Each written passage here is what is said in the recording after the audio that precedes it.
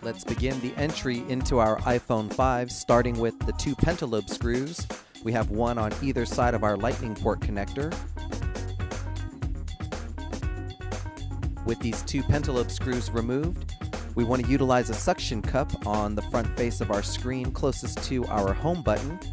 Once we have a small bit of separation created, you'll notice we used our fingernail to continue that separation to allow our display assembly to be lifted up and reveal our iPhone's internals.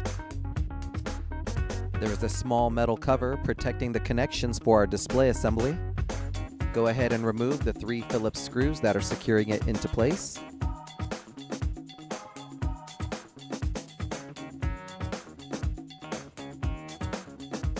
And once that protective plate is removed, you'll notice the 3 connections for our display assembly that we can gently pry up on, and it should now be free for removal.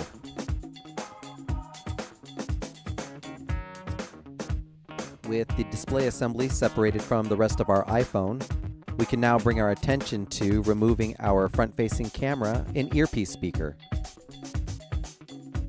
Our earpiece speaker is secured with a metal backplate.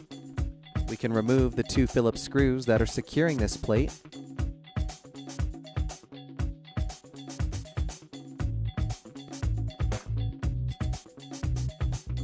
And our earpiece speaker should be free to lift from the iPhone.